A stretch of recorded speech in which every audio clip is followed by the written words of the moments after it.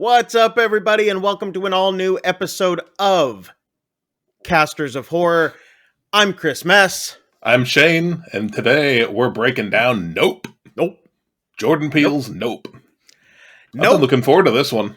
Nope. We're not going to do it. Nope. Not going to do it. Incidentally, that word does get said quite a bit throughout the movie, so. Yeah. But we'll get into that here in a little bit. Yeah. We've got a little bit of movie news. First, you, sir, you have some news again this week. Look at you. Yeah, look at me. Looks like Variety is reporting that James Wan and Jason Blum are in talks to merge their companies into one mega horror powerhouse. Yeah. Merge those companies. It says they are in advanced talks to merge Wan's Atomic Monster and Blum's Blumhouse Productions into one mega house of chills and thrills. Although Jason Blum did get on Twitter and said it's early days, so is it early days or is it advanced talks? I don't know. It's enough, I guess, that they took to social media. I guess so. Well, someone found out about it. I don't know, man. Are they going to call it like Atomic Bloom? Atomic Bloom. I don't know. What are your thoughts? What are your thoughts on the possibility of this? I like the idea of James Wan getting more into the production side. Yeah. I don't know though. I mean, I guess if they can put their powers together, we could see some really, really good stuff coming out of it. Yeah. However, if you get too many of these people who have separate ideas and different styles and all that, and they're just coming together too much, we're going to end up with this churning out the same crap over and over and over. So I don't know. I mean, I'm kind of conflicted. I mean, we'll have to see. It's kind of a cool idea, but I would like to see James Wan getting more into the production stuff just on his own. Yeah. I know he's produced stuff, but I mean, really venture out there in his own production house. Yeah. My opinion with any of these merger type things tends to be that competition breeds excellence. So I'm always hesitant. You know, I would rather have two great production houses than one really great one. Yeah. You know, but I don't know. We'll see. Obviously every person, every studio has their hits and misses, but these two together, I would personally see more hits than misses. Yeah, no, I agree. I agree with that, but like you said, I mean, do we run the risk of just the Walmart of horror? I like money. The Disney of horror. The Disney of horror. Disney is a horror all on its own. Yeah, no kidding. So yeah, that's interesting news. But the other thing, this is actually going to be a couple weeks old by the time this episode goes live. But some years ago, Guillermo del Toro was supposed to be making a movie based on At the Mountains of Madness from H.P. Lovecraft. Okay.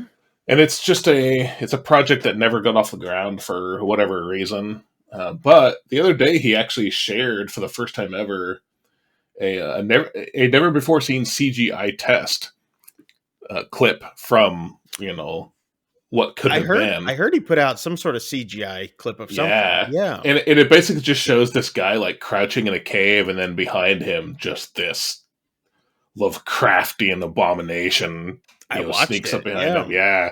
So I don't know. It's a cool little clip, and it's worth watching, even for as short as it is. It's literally less than a minute long, but I'd watch it. Yeah, man. Oh, geez.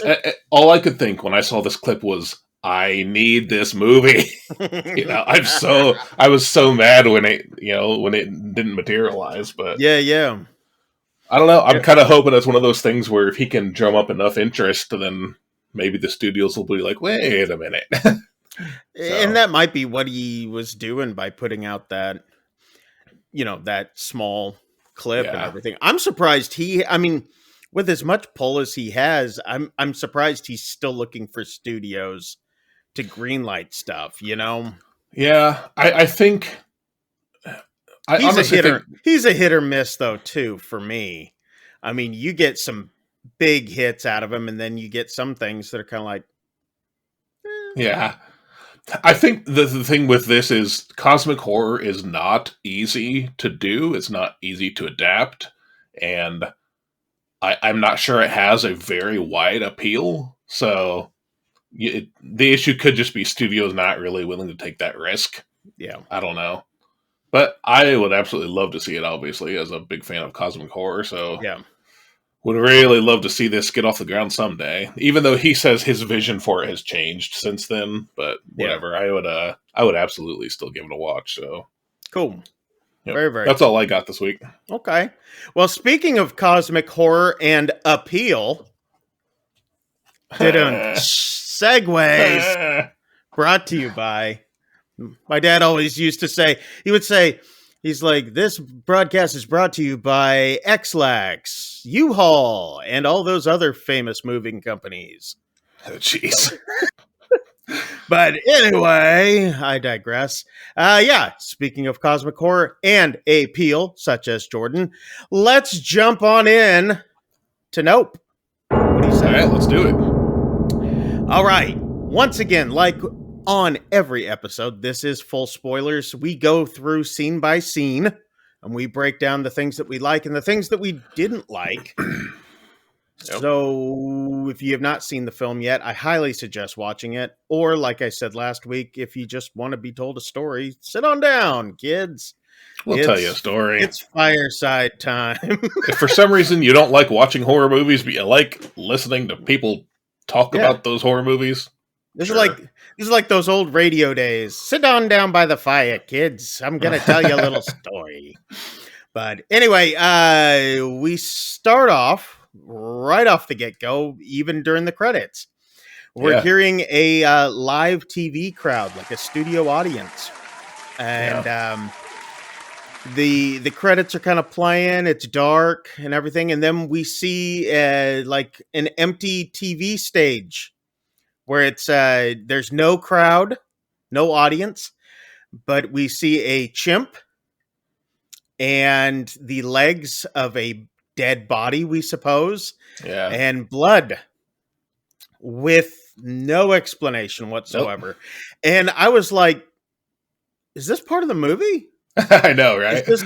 Is this because I know one of the production companies in this is what is it, Monkey Brain or something like that.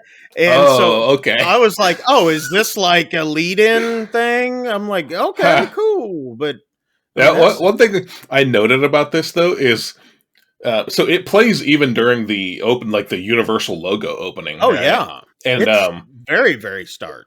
And you mentioned that like no audience, but there clearly was an audience because you can hear laughter, studio audience laughter and all that. The thing is, this is a terrible show. This is Disney Channel or like Nickelodeon level kids comedy. Yeah. Right? Yeah. And they absolutely do not have live studio audiences. They use laugh tracks. So this is right. I don't know. That's the first thing I noted. So whether it was a live TV audience or a laugh track, we're hearing laughter. Yeah. And because I was like, how did they get all those people out of there so quick? Yeah. So immediately we're thrown onto a farm. It's early in the morning. Chores are being done. And you see this family of horse wranglers. And we first start off seeing OJ, which is he's one of the main characters in this, played by Daniel Kaluuya. I don't know his last name, and obviously I didn't look at the pronunciation. Yeah, but probably should have looked that up. But probably, but we do our due diligence here and not look up things. But he, as I say, but he was in one of Jordan Peele's biggest hits, Get Out. He was also in Judas and the Black Messiah, and he was also in Black Panther. And he's done other stuff too. But anyway, he comes up and his dad starts talking to him about how this movie or this television show or something is going to be using their horses, and once they use their horses, they're not going to have to worry about money again for a while. So you can tell that they're wrangling horses for, studio projects and things like that. Yeah. The dad's played by Keith David, of course, iconic, and I don't know a film that he has not been in. I mean, you see this guy everywhere, but he does ask where OJ's sister is, and she's late, and she's always late, is what OJ says. And then we hear this strange sound in the sky, and I mean, it's loud. Yeah.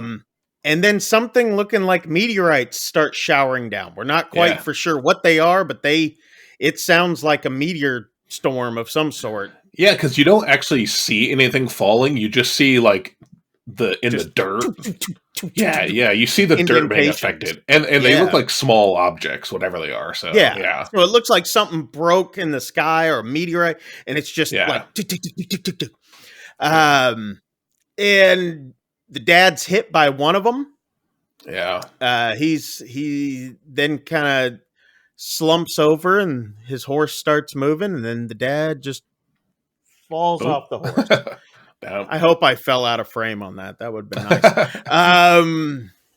Next thing we see is OJ's driving to the hospital. Dad's kind of talking nonsense at this point, but OJ's just trying to keep him going, keep him, talking.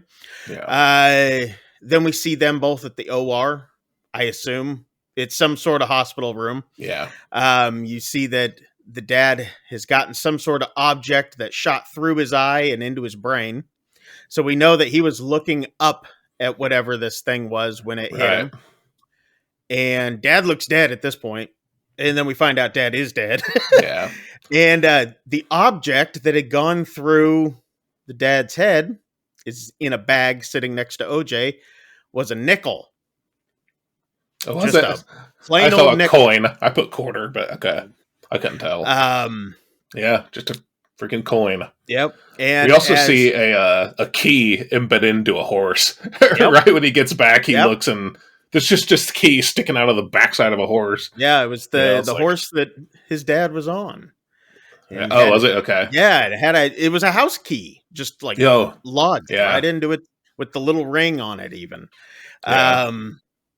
And then we get the title screen, the credits, and we see a little loop of a set of old-timey looking cinematography of a black man on a horse. Oh yeah, yeah. And this is like the classic old, old animation reel. Yep. Not animation as in cartoon, but no, yeah. But where they took stills, a multiple set of stills, and looped them over, and this becomes prevalent later because we find out later that was one of their great grandfathers, and he was one of the first moving pictures.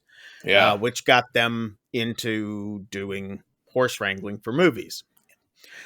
All right, so credits are over. Well, as we're seeing this, we're kind of moving down this. It looks almost like a hallway.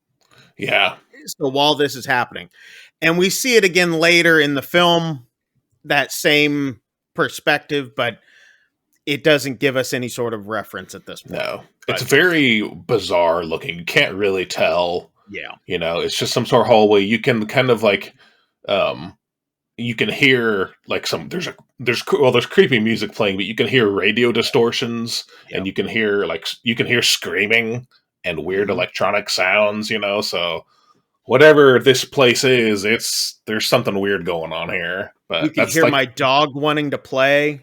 Yeah. Or maybe that was just my dog wanting to play while I was trying to watch it. I don't know. My cat in the background getting into stuff. Yeah, exactly. But now we're on a movie set. OJ is standing there with the horse. They're on they've got a green screen back behind them. It appears to be some sort of surf waves coming in that they're going to green screen into it because we see it on a monitor. And OJ definitely looks uncomfortable. Yeah. Because we find out later that his dad is normally the one that's handling all this. He's just kind of the assistant. Yeah. Um, Well, and but in this case, it's now like they keep asking him like where his sister is. His sister's late. He's Yep. he's obviously not the face of the company, yeah, right? Because he's yeah, obviously very uncomfortable, yep. speaking and yeah, Yeah, and so the star of the film or commercial or whatever it is comes in, and they're the crew is upset that OJ is the one handling it all, not his dad, like you said. yeah, And so it comes to the point where OJ has to talk. He has to give the safety instructions to the crew. And he's yeah, just looking down at the floor, uncomfortable. He's like, I'm OJ. I'm just blah, blah, blah. They're like, speak louder. And finally, his sister comes running in. She's like, oh, hey, ho, hey, I'm here. We're the animal wranglers and blah, blah, blah. We're something or other, Hollywood yeah, horses. And we find out her name is Emerald, or M, as they call her through most of the movie. She's played by Kiki Palmer. She's a singer. She was also on the show Scream Queens with Emma Roberts. huh. 90210, the new ones, the new reiteration of it. Star, the movie Hustlers, and she had a movie come out recently called Alice as well. So check those out if you like her in this. So the star and the director, they're ready to shoot. The one of the crew members, he's, I guess, working on lighting or something. He brings up this ball looking orb Yeah, thing. I was waiting for like David Bowie to come out and start moving it, like from the yeah, Labyrinth or whatever. But it's this thing to get lighting to check. yeah. Yeah, and And OJ's like telling people like enough with a stay lot of back, stay noises, back. stay Yeah, back. He's trying to get his sister's attention because nobody's listening to him. They're yep, just like completely ignoring him, yep. and And this guy puts this ball thing, and one side is reflective. It's got like a mirror side on it. And the other side has this kind of it's a weird off-white kind of color on it. And he holds this thing up in front of the horse with the mirror side towards the horse. Well, the horse sees something looking at it. So it's like looking back into its own eyes and freaks the horse out. The horse yeah, then rears up, kicks. Nobody seems to get hurt. However, no, OJ and his sister get fired from the set, and they yep, bring in a green screen fake horse looking thing. So they find out, they're trying to figure out what they're going to do, because obviously they're losing the ranch, they're losing money, yeah, and all this. The sister doesn't seem too concerned. OJ no, is he doesn't want to lose everything his dad built, and yeah. he He's you been can he's been basically just to stay afloat. He's been selling the horses, yeah, you right? find out he So sold like 10 of them or something like yeah, that. Yeah. So yeah, you can tell that the OJ and his sister have not been close for a while, if not for a yeah, long time. She's just kind of been living random places and all this. Well, they end up pulling up to a place called Jupiter's Claim, which is like this old Western town carnival yeah. amusement park type It's a thing. tourist Yeah, trap. tourist It's a attraction. fake. It's a fake old west town built in the middle of the desert. Basically, Yeah, I mean, is yeah. what it looks like. Um, so he's dropping off one of the horses there. His favorite horse. It was his horse, Lucky. Hmm. He's having to basically sell this horse to, just to get by. Yeah, And we see at this point, M's just kind of looking around at everything, and OJ's telling her to, keep quiet, just kind of stick around, but don't mess with stuff. And she ends up kind of looking down this wishing well and accidentally photobombs. I guess there's a camera down at the bottom of this wishing well, and she yeah, ends up photobombing a photo with a dad and his son. And I hope it was a dad and his son and not some creepy incident. So it was a priest and his. So anyway, OJ's in meeting with the owner of yeah, this western town. The gentleman's name is Jupe. I guess it's his nickname. Oh. That's where we get the name Jupiter. Oh, okay, yeah. So his nickname's Jupe. He was a child actor. He's played by Stephen Yeun from The Walking Dead. He was also in Mayhem with one of our podcast favorites, Samara Weaving. Tasty. And did you ever see Mayhem? I did not. Nope. You need to see Mayhem. You need to watch that. It's kind of a zombie breakout kind of movie, but it's all takes place in an office building. So her and him have to escape while everybody else is getting infected. And then he was also in Okja, which is one of those fantasy ones. Anyway, he was a child actor on this show that we referenced earlier, called Gordy's Home, which was an old sitcom. And we find out that the chimp went ape shiz on everybody. And Jupe has a hidden room type museum dedicated towards the show. You could tell it was his big claim to fame. Yeah. And he starts telling kind of the story about what happened with the chimp massacre. So, and it was basically just like if there were several chimps they worked with, and it was one of them in particular. Yeah, something they were always finding, and all of a sudden during a live filming, one of the chimps just went off, and bad things happened. So but you don't really get the full context yet. Yes. So. Yes, correct. Yeah, he tells them part of the story, so we don't see the whole thing. So next we see OJ and M back at the ranch, and OJ lets M know that Jupe is wanting to buy their ranch. Yeah.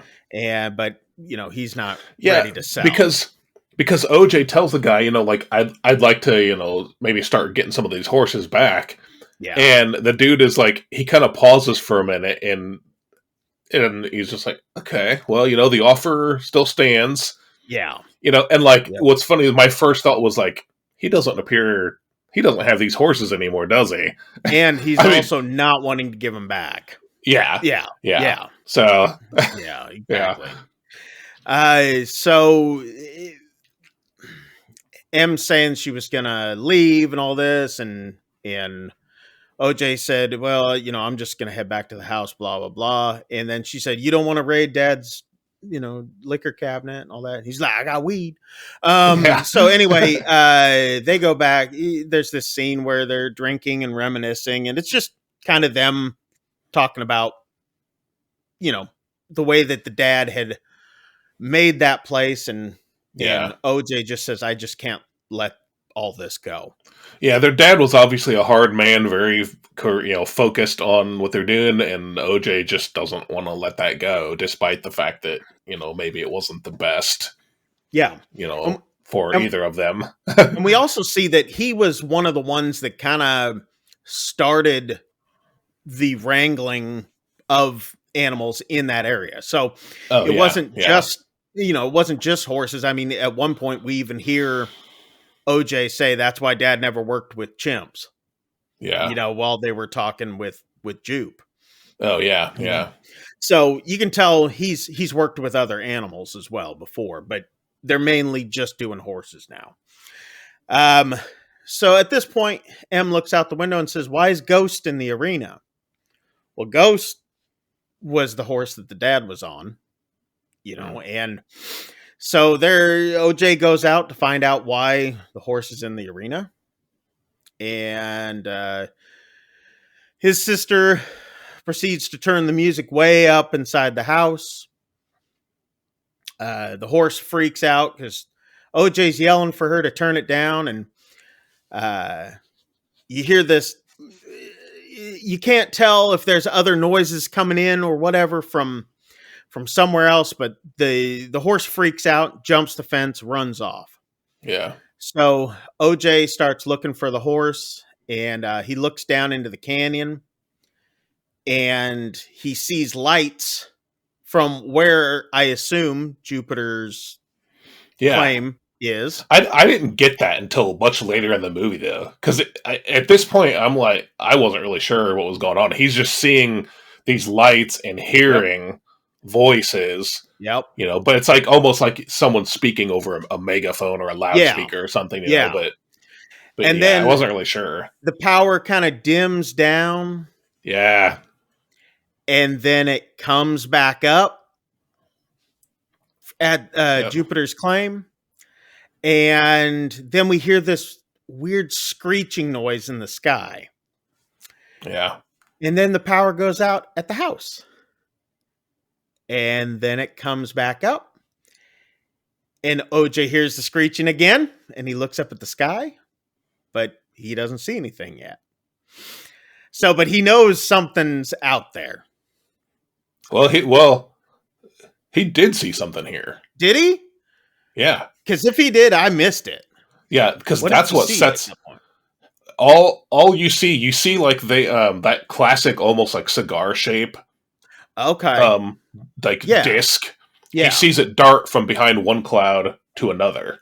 Okay. So I missed that. Okay, yeah. Because that's what actually kicks off basically the whole rest, because he saw something.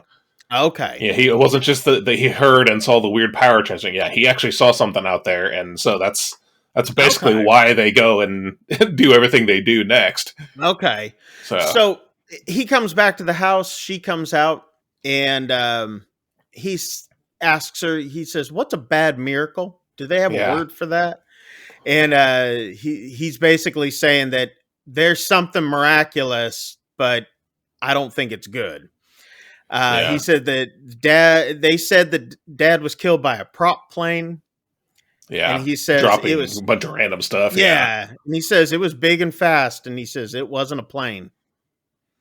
Yeah. He knows it wasn't a plane, I think, and the way I took that was that he was talking about what he just saw, and I think I think he was associating the two. Yeah. Yeah.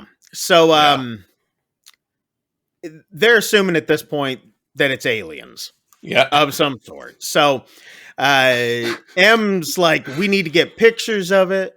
We need to send it into all these places, blah, blah. Yeah. We need to get like Oprah famous, like we need. Well, and what cracks me up is like, because he describes it, big, fast, too fast to be a plane, and it immediately cuts to Fry's Electronics. Yep.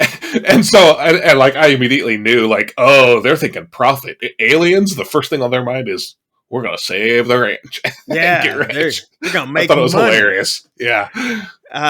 So they're buying up all this camera equipment, and we meet the Fry's store clerk, who was kind of an a-hole at this point, Angel. Yeah. He's played by Brandon Perea.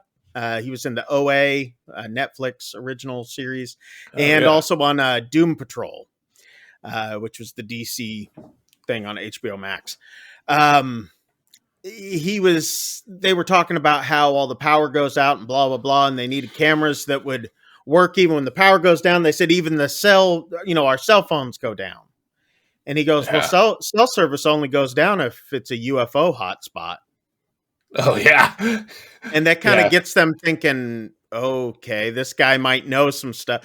So next thing you see, because Angel's trying to get them to like have somebody come out and install the cameras and all that, and they're like, no, we don't want it, and he's like, they're like, is it hard to install? And he's like, not for me, for you it might be. And then so next thing you see is like Angel's there at the ranch, and he's got the van open and all this sort of stuff, and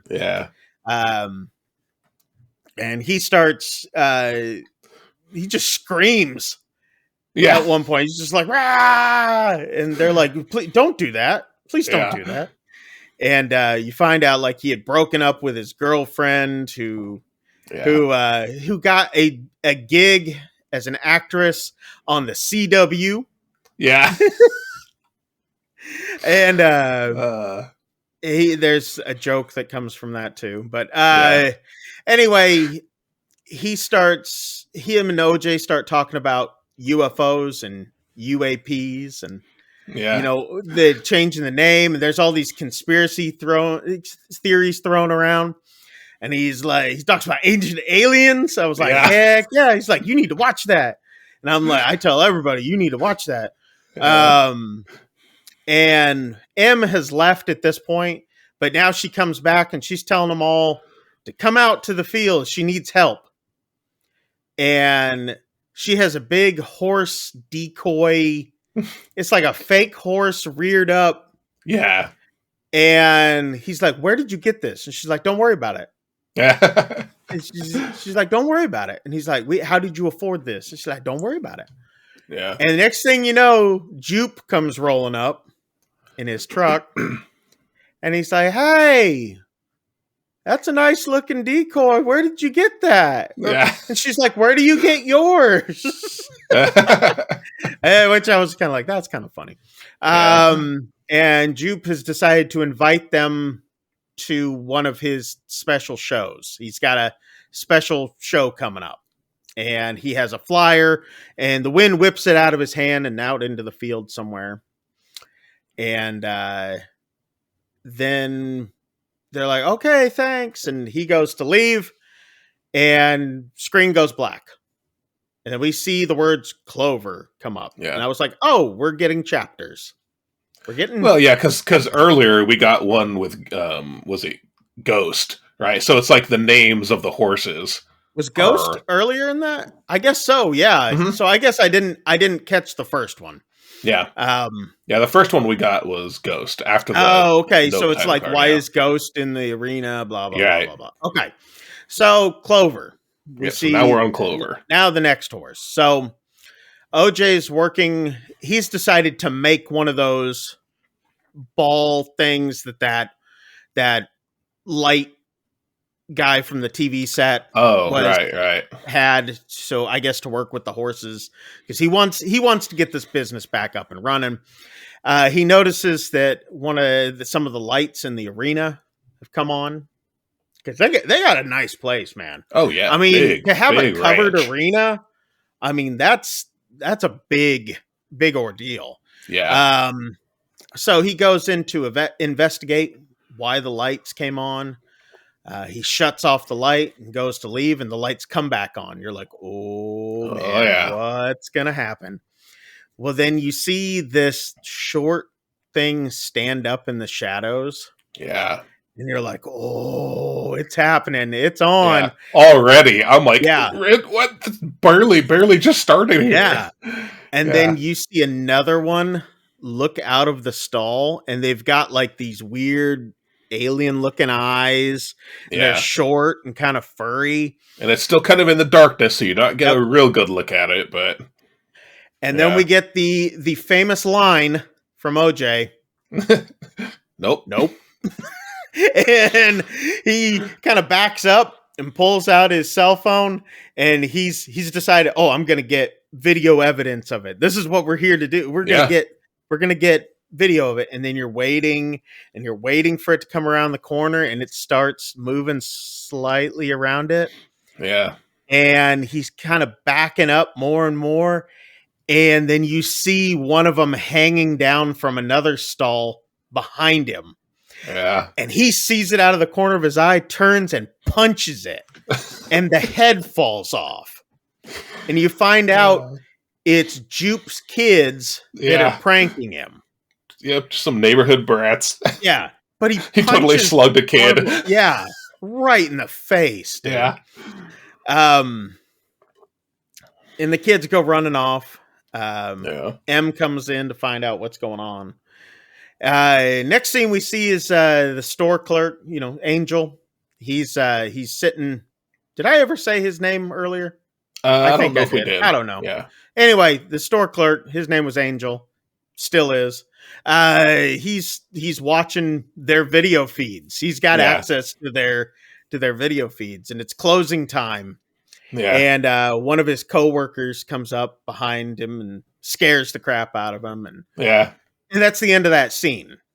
Yeah. But I'm kind of like, it sets up knowing that he can see what they're doing, but that's about all that we get from that scene. Yeah. Let's see. OJ sees. Well, after OJ had run the brats off, we see Sis in the house. She's looking at the cameras because Angel had set up the cameras earlier, right? And it was funny earlier because he's got the cameras all focused like on the ranch, and OJ is like, so he's got them pointed to the sky. Yeah, they're all up in the Then we did get what I thought was actually a decent jump scare.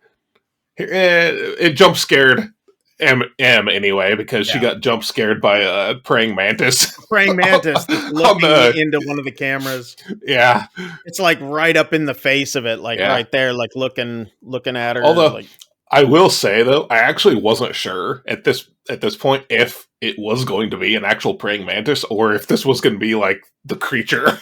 Yeah, you have no idea at this point. Yeah. So, she's watching the cameras. OJ sees one of the horses. He's going after. I guess it was. Well, I don't know which horse it was. Anyway, he's going after the horse. Probably Clover at this point. So he's out there trying to get the horse, and M gets a phone call. It's Angel. He's like, "Hey, there's a praying mantis on the on the camera." She's like, "I know. Wait a minute. How do you know?" Yeah. and he goes, "And camera B is down." And she's like, I see that. How do you know? And all that. Yeah. And so OJ's leading the horse and he's just kind of walking it back. And the horse spooks and runs, kind of drags him along the ground, and he lets go. And there's this wind starts blowing around. Yeah. And then we see a tornado coming up behind. It's like this whirlwind. It's like a dust devil. It's not like a full on huge tornado, more like one of those dust devil, type. But yeah. Let's say it's an F1. Yeah, maybe. I mean, it's got some pull to it. Yeah.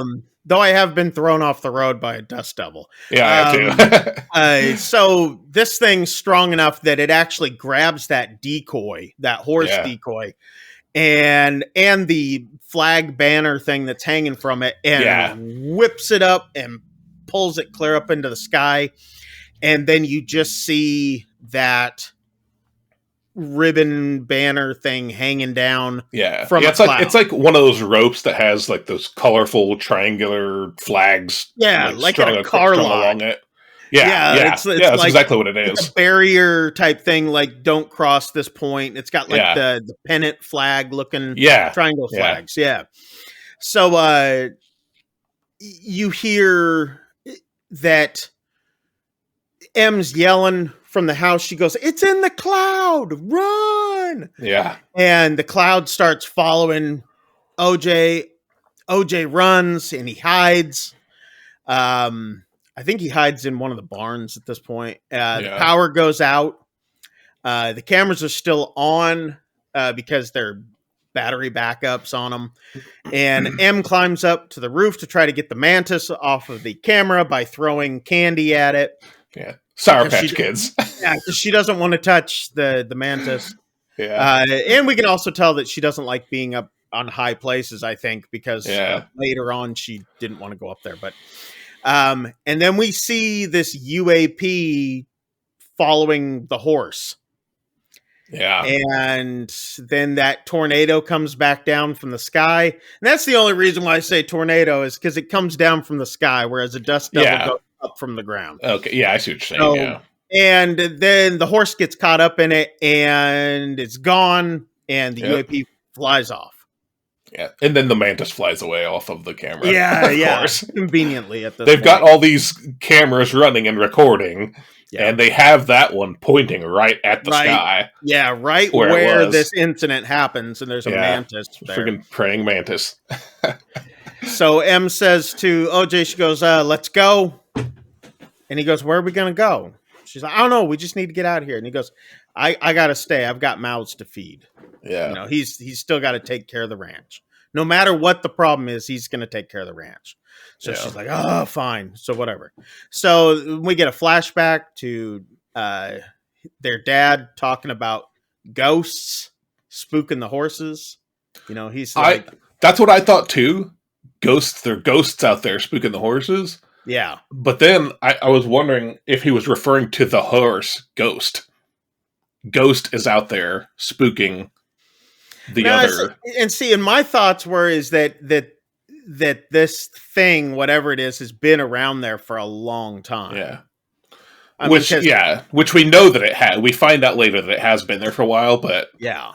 But I wasn't sure because I thought I heard him say that too. There are ghosts out there, but then I remembered, well, one of the horses was named Ghost. Named Ghost, yeah. So, but see, that's usually the one the dad was riding. So I was like, well, okay.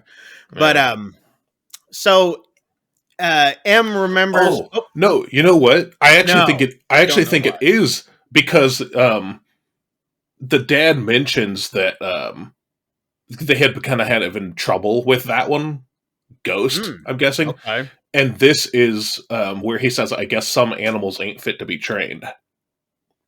Which comes in actually a couple times later in the movie. Maybe so. So, yeah. Maybe so. Who knows? I mean, maybe Jordan Peele knows, but who knows? I mean, it could be. Very well could be then at that point. Yeah, because that would make sense. So M remembers that there's this director that they had met on one of the sets. She places a phone call to him because she knows if anybody can get a shot, it's going to be this guy. Yeah. So she calls up this director. His name's Antlers Holst, which I thought was a weird name, but he's played by Michael Wincott, which of course I remember as Sir Guy of Gisborne from Robin Hood, Prince of Thieves. He was also in the film The Doors. He was in The Crow, Alien Resurrection, blah blah blah blah blah blah blah. The list goes on and on. Yeah. But this is not the Michael Wincott hour. So they're trying to convince him to get the impossible shot, and he's like, that shot's impossible, and he's basically like, once you catch it, then it's what else do you have to live for type thing. He's having none of it. He's not interested. He's just like, you kids go on and have your fun, whatever. I'm not. And he's so Angel shows up out of nowhere in his Fry's Electronics van and just jumps out of it and runs out over by the pasture and just looks up in the sky, and they're all looking at him like, what are you doing here? And he's like, I knew it. It's right there. It's real. It's real. And he shows OJ that there's a cloud in the sky that does not move. Yeah. Because he shows the video, right, and all these other clouds are moving on the playback, and that one is just sitting there. There's one cloud that just sits there. Yeah. And his sister's like, this is it. We got it. We got the video proof, blah, blah, blah. Well, and he's like, this ain't Oprah proof. Yeah. To go back to what you said earlier about it being there for a while, OJ does mention that he's like, I've been staring at that same cloud for 6 months. Yeah. And he just didn't even think about it. Yeah. So, yeah. So then OJ says, he goes, I've seen it. It doesn't move like a ship. Yeah. And he says, what if it's not a ship? Yeah. And then you're like, huh. So then it goes to black, and then we see the words Gordy come up. And Gordy, of course, is the chimp from Gordy's House, the sitcom. Yeah. It's the birthday party episode. We see how bad the sitcom was. Yeah. And they're doing the scene and all this sort of stuff, and one of the balloons pops. Yeah. And the monkey chimp goes ape shiz, and everything goes black at this point. But you just hear this chimp just tearing things up and beating people and and all this sort of stuff. And then we see Jupe as a kid, and he's watching his castmates getting beat and dismembered by this chimp while he's hiding underneath. Chimp has blood all over his face, and it's like behind the couch. You can see it beating on, but then you can almost hear it's like having a little snack too. Yeah, like eating, and it just and Jupe's just trying to be quiet and watching Yeah. and just like trying to be as quiet as possible. And you see the dad from the sitcom come running. He's like, Gordy, calm down. And he takes off running. And then you see Gordy go after him, and a door closes, and then you brutal killing behind there. And then, and at this point, I'm like, where is everybody? I mean, seriously, everybody just completely abandoned the set. Okay. There's no crew. There's no audience. It's just the actors at this point. Well, Gordy then sees Jupe. Gordy takes off his birthday hat, and he's sitting there, and he's trying to nudge the mom from the sitcom awake. And after he's gone back and beaten her to death, tries to nudge her awake, and he sees Jupe underneath the table hiding. And Gordy slowly starts coming over, and you see Gordy's face getting closer and closer to the tablecloth, and Gordy reaches his hand up underneath the tablecloth to give a fist bump to Jupe, which was their thing. Like on the show, it was something that they were known for, was like at the end of the episodes or whatever, him and Jupe and Gordy would give a fist bump to each other. It was, so he goes to give Jupe the fist bump, and then boom, blood. He's shot in the head. Gordy goes down. Finally, someone shows up and takes care of the cops have finally gotten there. Yeah. And we see Jupe now back in his office, just kind of remembering all of this.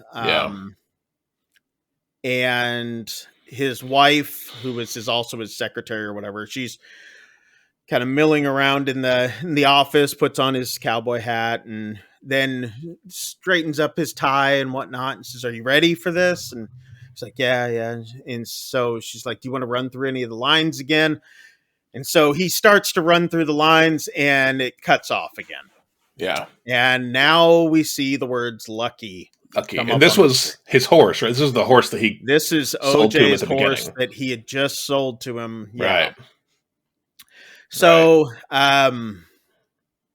we next see Angel. He's on the roof tarping up an outdoor camera for some reason. I thought that was weird. Stormproofing. He said storm coming in, Yeah, but still, it's an outdoor camera. Yeah, I know. It's got a shroud on it. It's whatever. Yeah. Anyway, so OJ's down on the ground, and he finds one of the invite that Jupe had brought out there. Star Lasso Experience. Yeah, the Star Lasso Experience, and it was happening that day. And he says he's got to go. He's gonna go get his horse back. Yeah. So next thing we see, Jupe is standing out in his Star Lasso Experience arena, and he's got this big covered something next to him, and he starts hyping up the crowd for this big unveiling, which is not a big crowd. There's a lot of empty seats, and this actually confused me at first, because at first I was like, this is something he's been doing for a while, but then it occurs to me that this is actually the first time he's putting on this show, it seems like. For a crowd. For a crowd, yeah. So, it's not a big crowd. The attraction is not a very popular attraction right now. Yeah. But he's trying to make it something big. Yeah, and he knows that this would do it. This will do it. And he's even invited the only remaining or living castmate from his show, which was his sister from the show, which she's all beat to hell still. Yeah. She got pretty beat up in the Gordy incident. Yeah. And so he starts talking about how basically there's been you may have remember more of this than I do, but he pulls off the cover, and we see Lucky in this big glass box. Yeah. And he says that every Friday, him and his family bore witness to a spectacle. Yeah. And so we know that this has happened every Friday night. Yeah. He And says specifically for the past 6 months. And this is the first time I get like, oh my gosh, he's feeding. That's what he's doing with the horses that he's been buying from OJ. He's letting these horses go, and because he knows about this thing too. So, and he says that it happened one day where he was riding one of the horses, and he ended up where he couldn't see his hand in front of him through this fog. And then he sees a flying saucer, and it took the horse, from what I remember what he was saying. He says, we are being watched by what I call the viewers. And I'm like, take a TV guy to be like, the viewers, the viewing audience. At this point, you see the ship or whatever it is in the sky. And he's like, oh, they're early. Yeah. He's like, they weren't supposed to be here yet, but they're here. And then you start seeing the dust swirling. Yeah. Again. He opens up that glass cage and like tries to get the horse out of it. Yeah. But the horse isn't budging. Lucky ain't moving. Yeah. No. And you start seeing like all the people and all the stuff, and Jupe and his whole family, all the audience, they're all getting sucked up into the air through all this sort of stuff. And they get sucked through this. It looks like they're being sandwiched together between into like these tube, but they're almost digestive looking tube things. And you can hear the people tubes screaming, and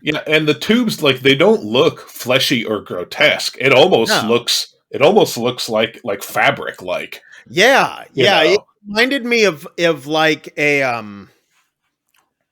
I know this sounds weird, but like one of those inflatable play places. Yeah, that's exactly what I was thinking of. When it kind of like deflates some, and you're just kind of like in between it, and or even if you've ever just been inside one that is, has like different corridors or something. Yeah, so that's exactly what it reminded me of too, like a giant bounce house, except not vinyl, all open. Almost vinyl-y cloth looking. Yeah. And so all these people are screaming and all this sort, and you hear them all. You're not hearing like it. You still don't know what's going on. So we see OJ showing up to the Star Lasso experience, and or the Jupiter's claim, and the place is a mess. It's completely abandoned at this point. Looks like a storm hit it. Of course, it did. It's completely abandoned except for the horse, which still didn't leave its glass in the cage. box. Yeah, he's still in that cage.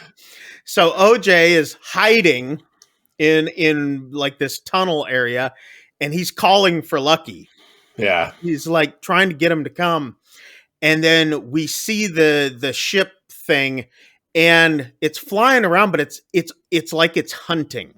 Yeah. It's looking for something. Yeah, it's like flying. It starts out like flying from cloud to cloud, but then it keeps getting closer and closer. And every time it dips out from behind a cloud, you can still hear the people screaming. Yeah. So, yeah. So we're like, oh, it's going to get Lucky at this point. Yeah. That sounded weird, but yeah, it was that ship's gonna get Lucky tonight. But it comes down, and instead of going for Lucky, it goes for OJ. Yeah. But when it comes down, it's coming down like it's got like this hole at the bottom. Yeah, but it's coming down like this. Yeah, it's like this disc shape, and then there's this hole at the bottom where the tornado would pull. And it reminded me though, from the way that hole was moving, almost like a stingray's mouth. That's exactly what I wrote here. So this thing looks like a stingray without the tail and the fins. Yeah, exactly. Yep. And anyway, OJ's like scrambling to get away, dives out of the way, and all this sort of stuff. Then we see OJ coming to. He's been knocked out. It's raining on him. Lucky's walking around now at this point in the rain. Yeah. And OJ gets up, and we see him loading Lucky into the trailer. So Angel's like, I don't. He's finally at the point where he's like, I'm gonna go. He's leaving the ranch. It's He's late in his now. van. Yeah, He's it's been there night. for a long time. Yeah. So. OJ calls M. He was like, I'm right. It's not a ship. It's not a ship. And we then go back to Angel. These are like quick transitions at this point. Angel's van loses all of its power. And then we hear OJ telling M, he goes, it's an animal. It's territorial. Yeah. He says, it ate them. It ate them all. It's alive and it's territorial. Yeah. And she's like, what do you mean? What do you mean? And he's like, it thinks this is its home. Yeah. And then the power goes out at the house. Yeah. Angel comes running in and is like, we're in trouble. He grabs a knife and he's like, we're in trouble. And then you hear the thing kind of fly over the house. Still and you hear all the screaming. Yep. So it's like, whoa, this is nuts. And then all of a sudden you hear this type sound, and then it's quiet. Yeah, the screaming stops. The screaming stops, and you're like, the rain changes. Yeah. Yeah. And then the UAP or whatever this monster thing is starts regurgitating anything that's not food. Yeah. And it starts dropping to the ground. Non-organic material. So now you're getting like the coins and the keys, car keys, stuff like that.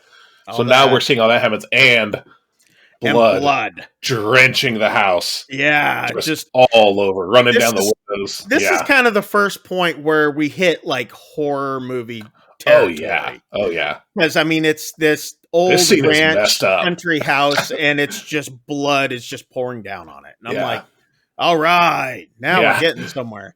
OJ's coming back down the long road into the ranch, and his truck starts dying.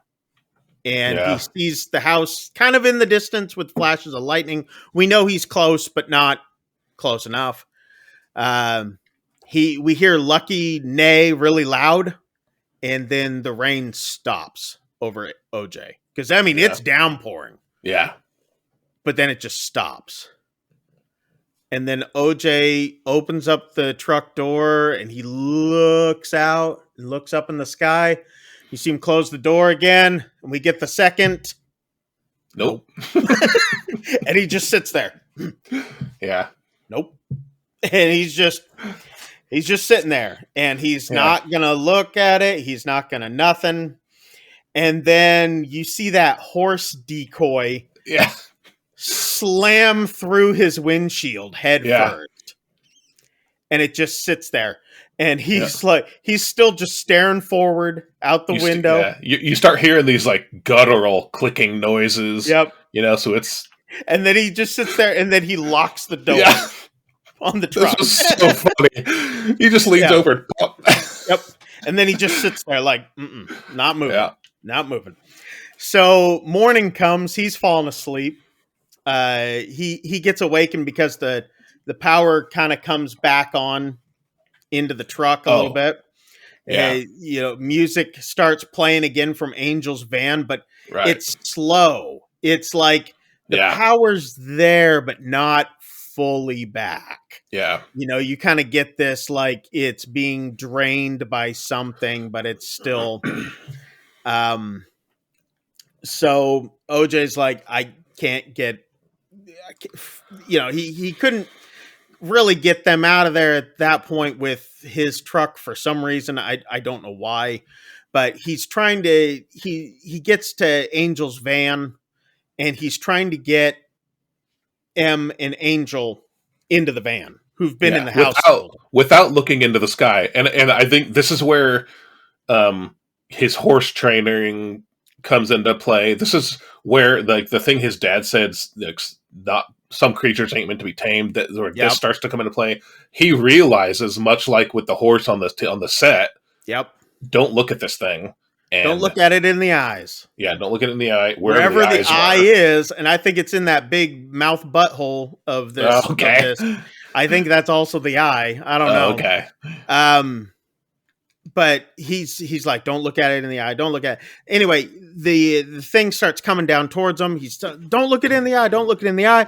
And they're all looking down. He's looking down, and the thing leaves. Yeah. And the power comes back onto the van. They take off. So next we see Antlers, the director.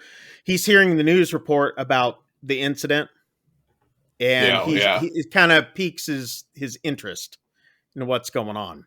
Yeah. So OJ cuts back to them. He says, "I don't think it eats you if you don't look at it in the eye." Yeah. And they're at a diner at this point. They're off ranch. They're looking, they're eating all this. They've gone back to Angel's place. They're trying to figure out what to do next. And M has a t-shirt on that says the Jesus Lizard. Yeah, which I believe is a band. Oh, okay.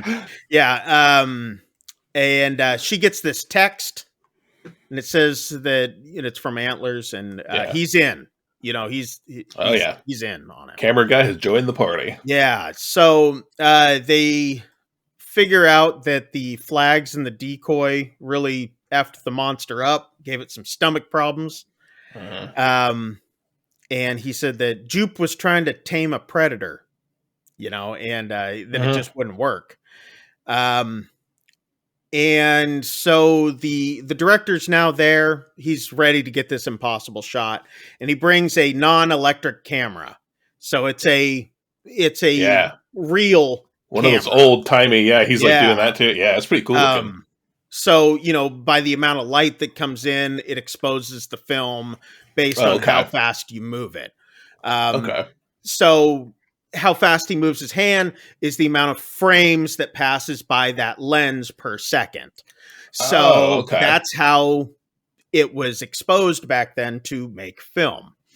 So little movie knowledge for people. Yeah. I didn't know. Then we get this planning stage montage, short of the 80s music, like, we're gonna make it, we're gonna take these photos now. But we do get a song. We do. Recited by Antlers. In his very, deep, gruff voice. Growly voice, yeah. And it's so funny. He starts reciting the song. He's like, it was a one-eyed, one-horned, flying purple people eater. And then he's like reciting the whole verse to the song, and everybody's just kind of looking at him like, what? So he's I can't believe that the actual song didn't start playing. Yeah. They were going to for sure, but so he's like, what are we calling this thing? And OJ says, I call it Jean Jacket, which we find out was earlier in the film, it was M's horse. Yeah. That her dad kind of was like, he gave her this horse, but then was like, no, we need it for whatever this thing is. And he trained it and then used it for this project. And she never really got her horse, Yeah. So he's now like, this is your horse. Yeah. So they all get into position. That you see them map out the positions of where they're going to be. They all get into position of where they're supposed to be, and then M says, "Time to wake up the family," and she turns on the music really loud. You see during the montage, she's gotten those floppy car dealership guys, wacky, wavy, inflatable tube guys. Yeah. And they have those all over the field. Yeah. So. And they're all going around, and that's basically their detection system, because they're all battery powered. Yeah. So if they see one of those wacky inflatable tube guys fall, then they know that it's within the EM field, basically. Yeah. And Antlers is just like, this is insane. Yeah. It just might work though. So anyway,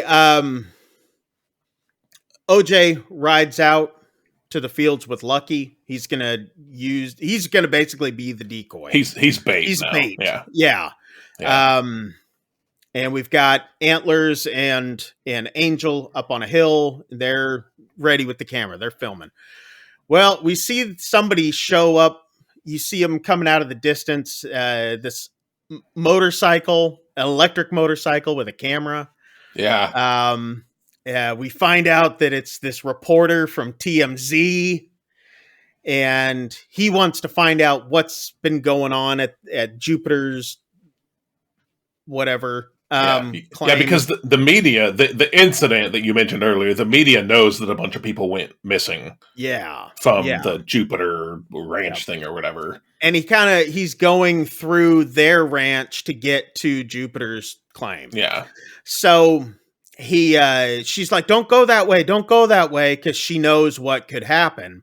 Yeah. And the guy's driving, he's got his electric motorcycle, he's like going down the thing, and the power goes out on the bike instantly, and you see this guy go ass over kettle. Which apparently also causes the brakes to jam up or something. Yeah, I don't know. Whatever. So we hear the guy screaming because Angel's like, oh, nobody could have lived through that. And then you hear the guy screaming. Yeah. And he's like, oh, okay. Oh. So OJ rides out to help the guy, but the power to his walkie starts going out. So something's going on. Yep. OJ grabs the guy. He's going to try to help him. And the power comes back up, but then it goes back out again. Yeah. And the guy's got a really, really reflective bike helmet on.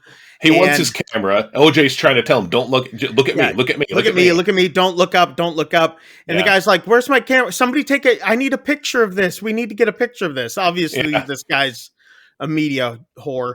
Yeah. And the guy's screaming. OJ sees the monster thing coming down through the guy's helmet. He's like, I'm sorry, man. And he takes off. Well, because the guy's like, what is that? After OJ told him, don't look up, the guy's like, what is that? And so OJ's like, my bad, man. And he goes out. And he takes off, man. Yep. And then you hear the guy screaming again. And that UAP thing comes down and gets the guy. But OJ's not looking back whatsoever. The monster thing's flying around. He's trying to get OJ at this point. Now, because he puts his hoodie up, OJ puts his hoodie up, and they have these things like reflectors on the back of the hoodie to make it look like eyes. Yeah. I think was intentional so that he's trying to bait the thing. Yeah, he wants it to think that it's looking at him. Yeah. So he's riding along, got the eyes on the back. And he reaches back to like a backpack that's strapped to the horse and pulls it open. And this parachute comes out with a long line of those flag things. Yeah. And it starts going towards the UAP monster. I don't even know what to call it at this point. Yeah. Jean jacket. Goes back and the thing flies off. Yeah. Because it knows what that is, basically. Yeah. Antler's so excited because he's gotten to film this thing now, and he starts like running. He grabs his stuff and grabs his smaller handheld reel camera. Yeah, and he starts running up the hill. And he says to Angel, he says, you can't get the impossible shot without doing the impossible or something like that. Something to that effect. He says he says we don't deserve the impossible. That's right. We don't deserve the impossible. That's what it is. And he's very cryptic. Yeah. And he runs up to the top of the mountain with his camera. The UAP thing sees him, and he's rolling the whole time while looking at it. Yeah. And the thing swallows him up, camera and all. Ends up spitting the camera back out and all that sort of stuff. So you see that Angel but Antler's got his impossible shot and went out the way that he wanted to go. So it was kind of like, that's the moment that he had lived for. That's what he wanted, and he got it. Yeah, because I mean, even earlier on when she's trying to get him into doing, that their project and everything, he's sitting there watching something that he had filmed, and it was like dangerous predators, and he's like right up there with them. But it wasn't, he was almost like an adrenaline junkie as well. He was looking for that. But anyway, so he's swallowed up, Yeah. Angel's now trying to film it with the bigger camera, and it sees Angel, goes after him. Angel falls, gets wrapped up in this tarp. Yeah. Quite luckily, because the thing was right there and it was getting ready to suck him up, and then because of the wind, this big blue tarp just comes and like smacks him. Yeah, gets him, and he gets wrapped up on it and rolls down the hill. So rolls down the hill, and lucky. the UAP thing's like, I ain't messing with that. It's one of those flag thingies. No, I ain't touching that. So Angel sees barbed wire. He's kind of wrapped up in some of it with the tarp. He starts wrapping himself around with it. Yeah. And the UAP thing starts coming down to suck him up again, because it's like, I'm still going to get it. And he's stuck in the wire fence, and it's keeping him from being, because you see like all the fence posts and everything being dragged up into the sky. But barbed wire. Yeah, and it just finally just lets him go, and takes off. Doesn't like that. So now the monster thing has gone from this round disc thing, and you start seeing like these jellyfish looking tendrily things coming down out of that hole. Yeah. And they're long at this point.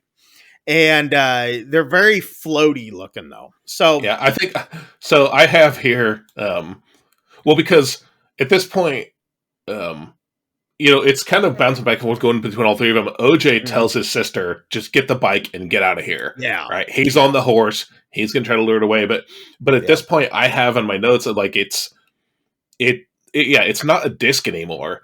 Yeah. It kind of defies description. Like, yeah, it was almost like a parachute with like the way that I was thinking of it.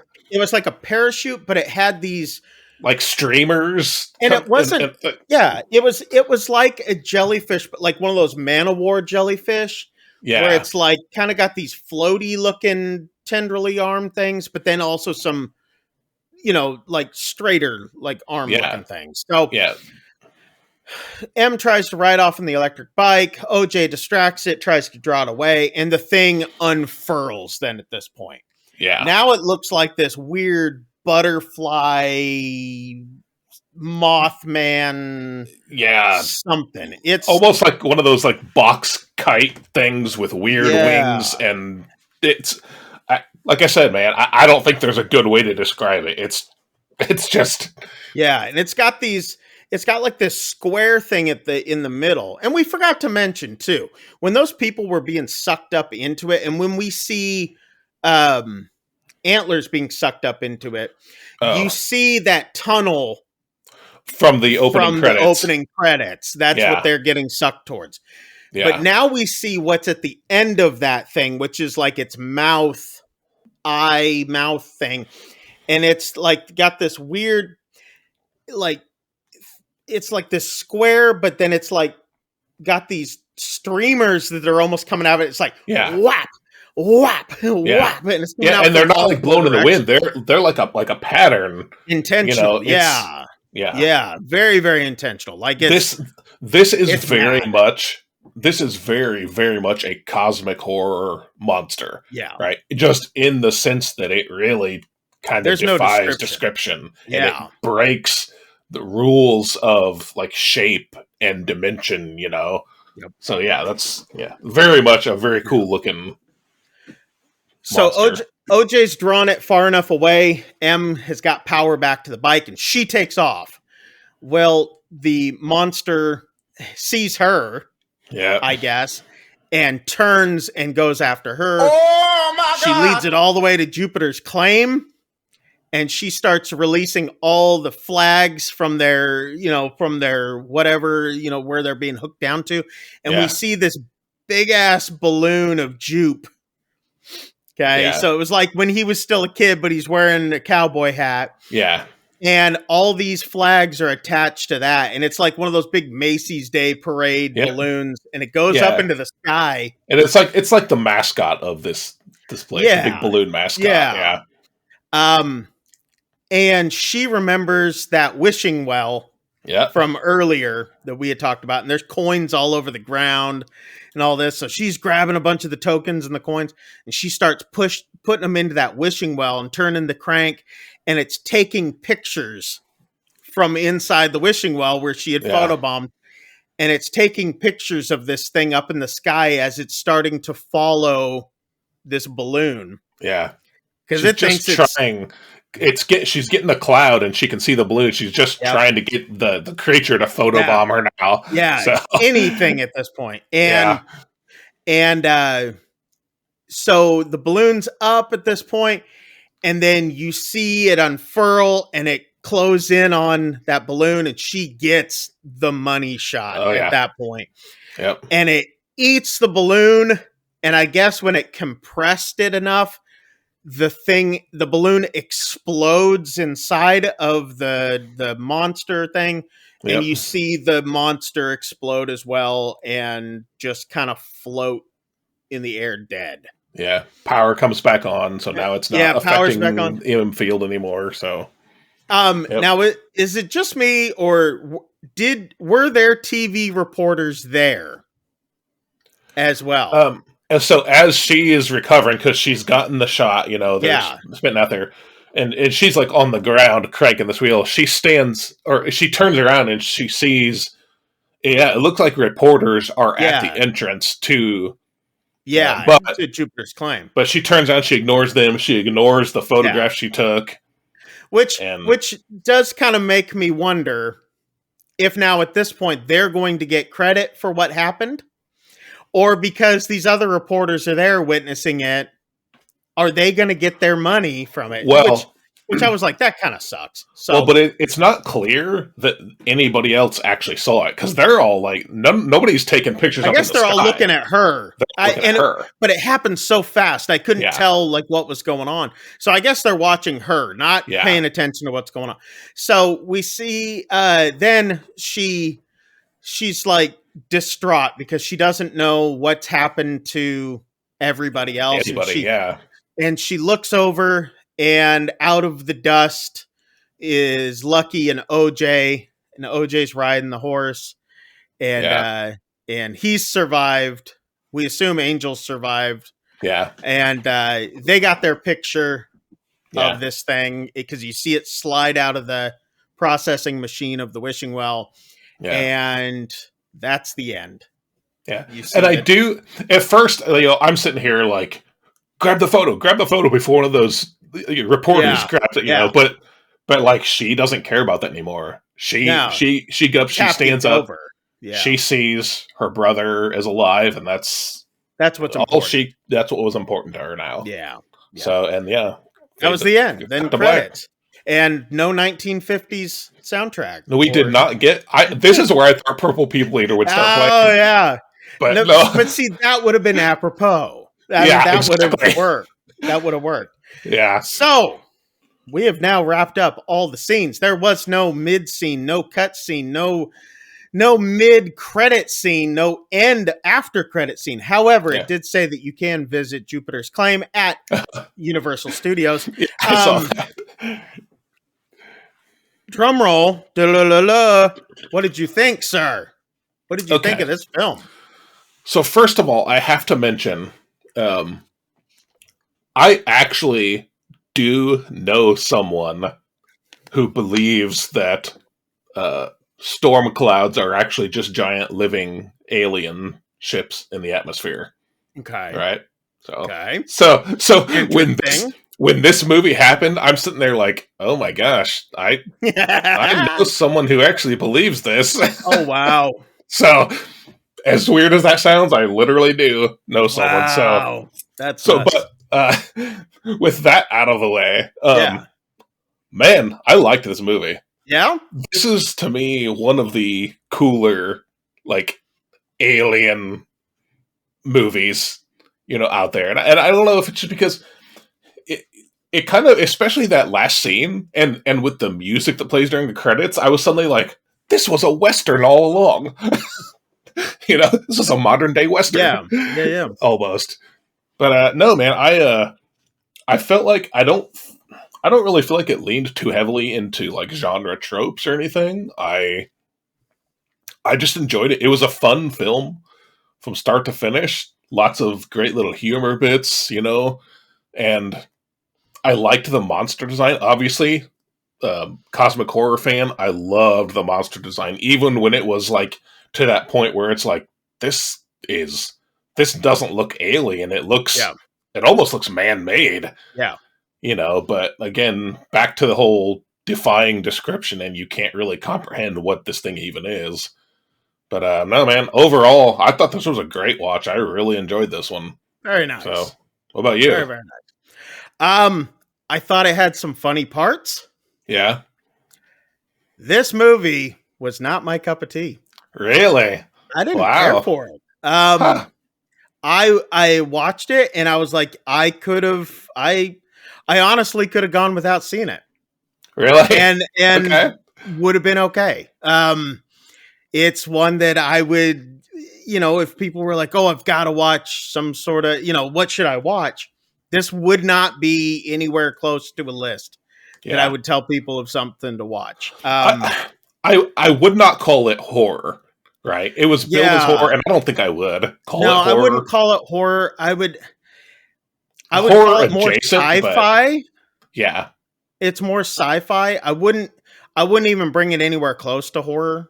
No. I mean, I get, and see, to me, monster horror and stuff like that, that's kind of the lowest on my tier. Like, I don't care for monster horror. I don't like shark horror or, where it deals with like animals are going to get you or creatures are going to get you and all.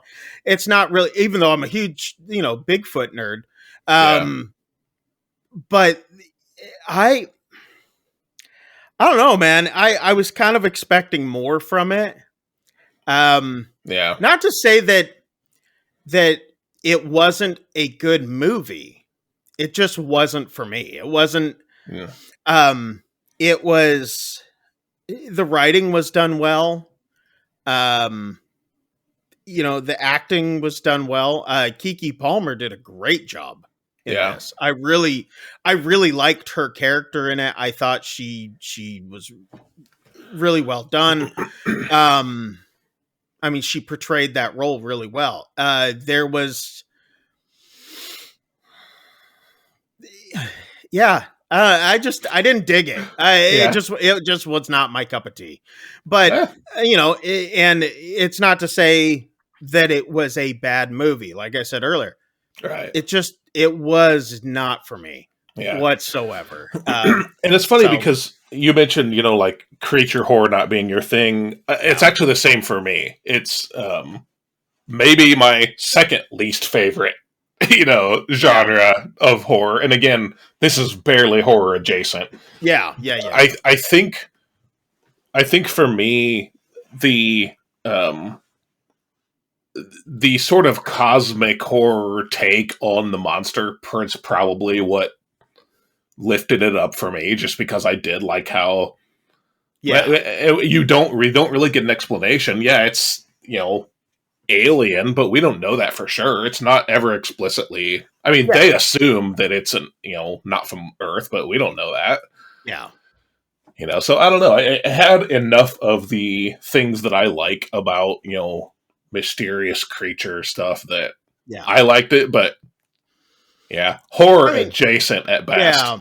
I mean, the premise was good. The story, it just, I don't know. I just was not in love with it, and fair enough. Yeah, so I wouldn't say that we were two polar opposites yet on a movie, but no, because I mean, this is the closest I think we've come. I think so, because I liked this movie, but I wouldn't feel the need to rush out and be like, oh, I've got to go watch Nope. But I enjoyed my time with it though. So I would not choose to sit through it again. However, if somebody had it on, it's not like I would leave the room and be like, "Oh god." And see, for me, if I like, I went out and I actually recommended it to my wife after I watched it, and if she were to sit down and watch it, I'd probably sit there and watch it with her again. So I did like it enough to watch it again.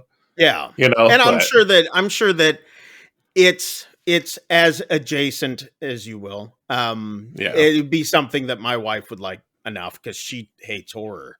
Yeah, So, yeah. See, same my wife yeah, too. So I'm, yeah, so that's why we talk to all of you about horror movies. that's right.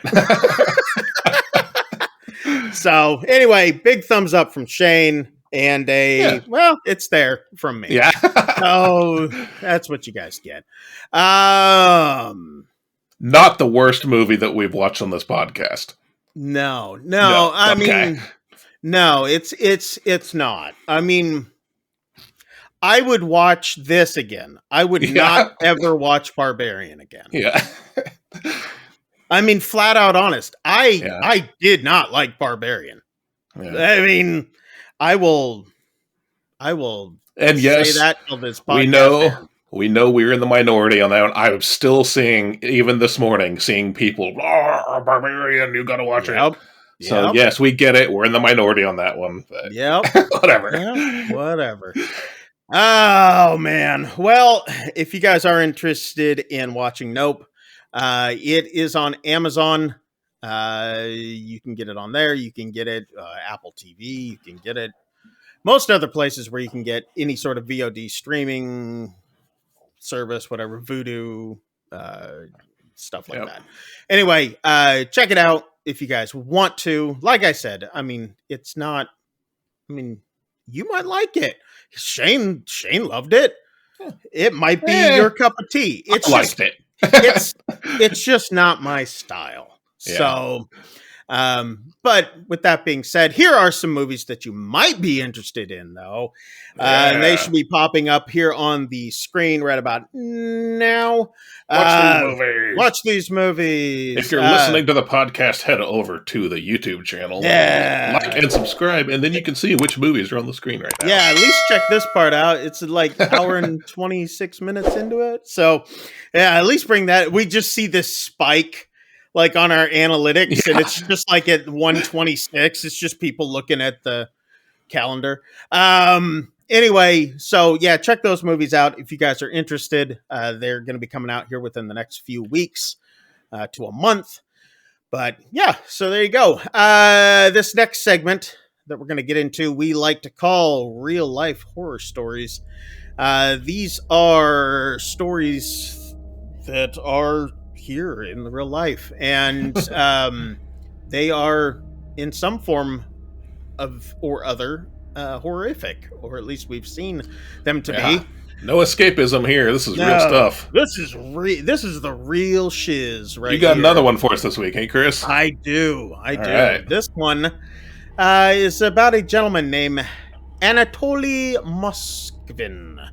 Obviously Russian. People have said that he seemed like he was a smart guy. He's a college professor. He was a college professor. This is a current story, sir. Oh, okay. He's also a Russian journalist, and he had mastered 13 languages. Wow. But he also had a particular hobby. He was self-dubbed a necropolist, or an expert on cemeteries.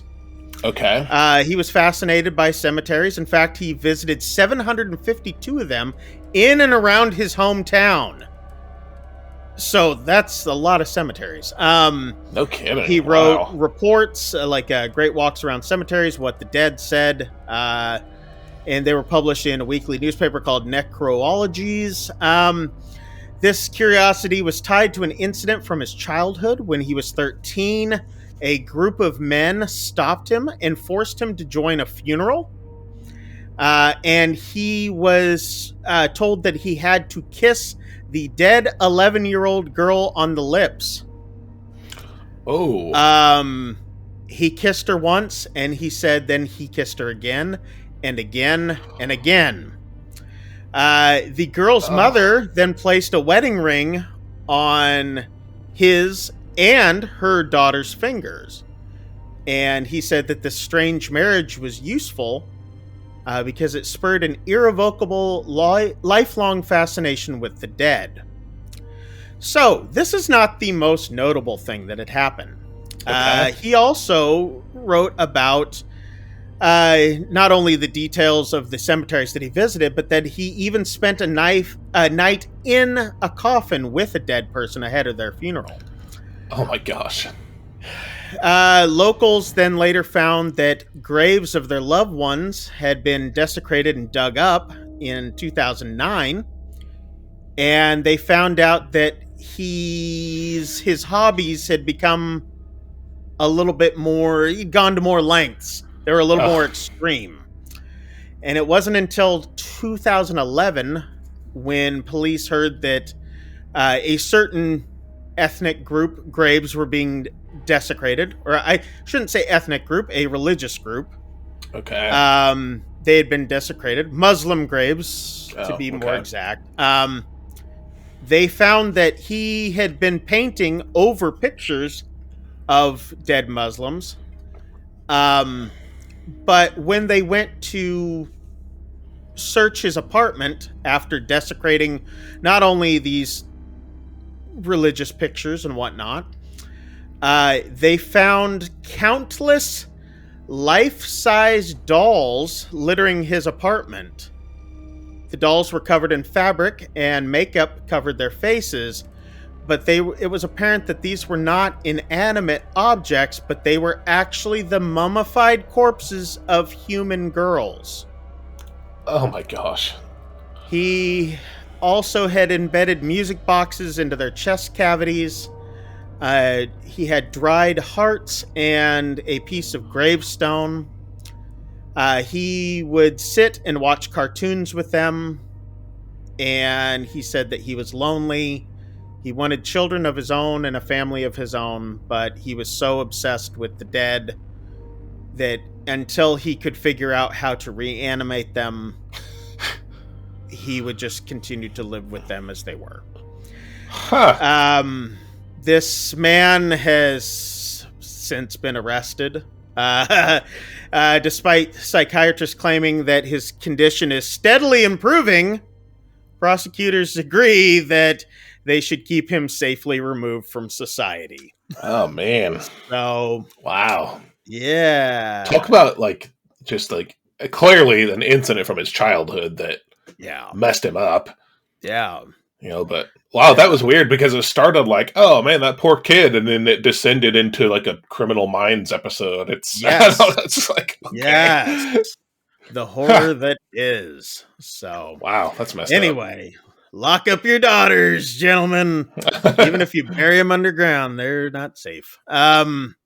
Anyway, we're going to jump into the last bit, like we like to do every week. A little bit of pick or pass, where we pick or pass on a movie or TV show or something horror-related that we've watched in the last week or so, and we let you know whether or not you should pick it or pass it. Sir, I'm going to let you begin. All right. Well, my pick this week. A pick? Not from you. I know. From me? What a weird thing. It's a short film. Oh, man. Oh, another one. Although this one is about a half an hour long, so it's definitely on the longer side of short films that I've watched. It's a sitcom. It's from 2017. It's called Sound from the Deep. It's about a research group on a boat in the Arctic Ocean that is looking for natural resources, right? They're looking for, natural gas deposits, oil, whatever. Mm-hmm.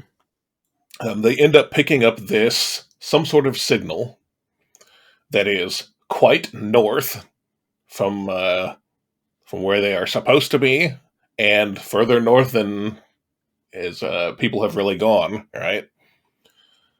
And they decide to go out of their way to check it out. Could be a vast deposit of natural resources.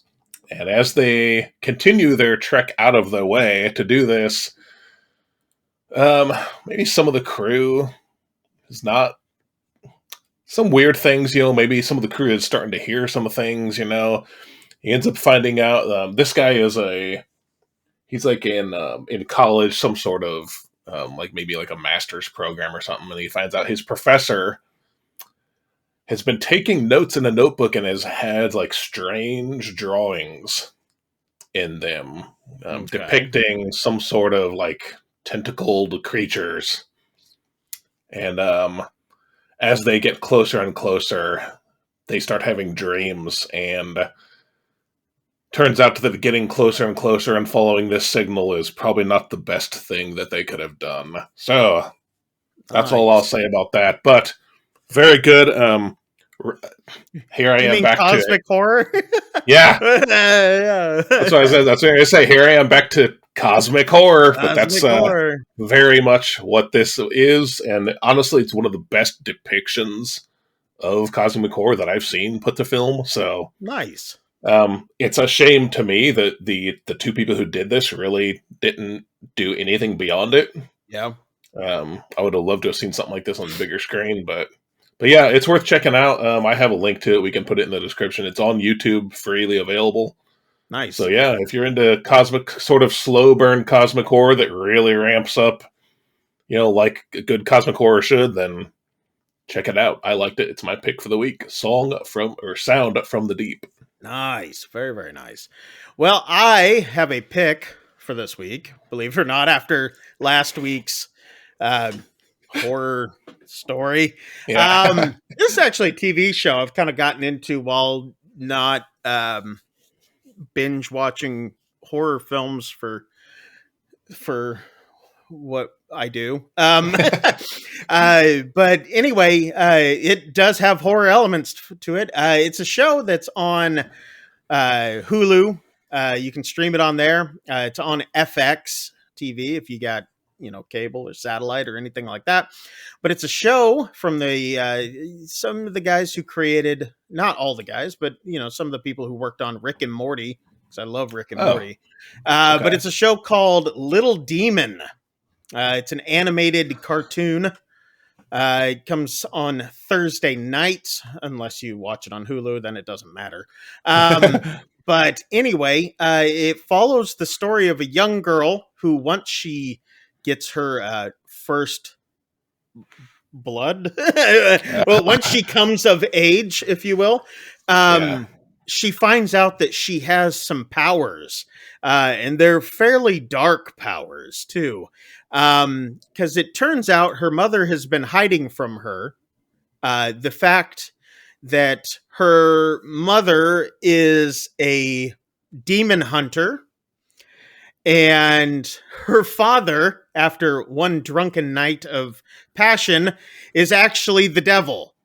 And the girl is actually the Antichrist. And the girl's still in junior high, and she's going through the junior high issues, but also now she's the dark spawn of Satan. So it's got like wild comedy elements, of course, like the Rick and Morty style. But the mother is played by Aubrey Plaza, which everybody knows and loves. That's all I need. You're in. Shane's in. And the devil is played by Danny DeVito. And he is nice. so good at Danny's so good at that character. And the daughter is actually played by Danny DeVito's real life daughter. I believe her name is Lucy DeVito. Yeah, Lucy DeVito. So it's a fun show to watch. Not for kids by any sort of mean. And it's oddly enough, the hot mom, she's naked on a few of the episodes. So there is nudity. But like I said, the mom's hot. So I'm okay with cartoon nudity. That's fine. Rule 34, people. So anyway, it's worth checking out. The stories are funny. The storylines, it's the devil trying to be a dad, and the mom is trying to protect the girl. The girl's trying to figure out all these new powers that she has, and the devil starts having a soft side. And all of his friends are starting to see that he's becoming weak. So anyway, it's a hilarious show. It's called Little Demon. It's on Hulu and FX. So check it out if you guys get the opportunity. A little light comedy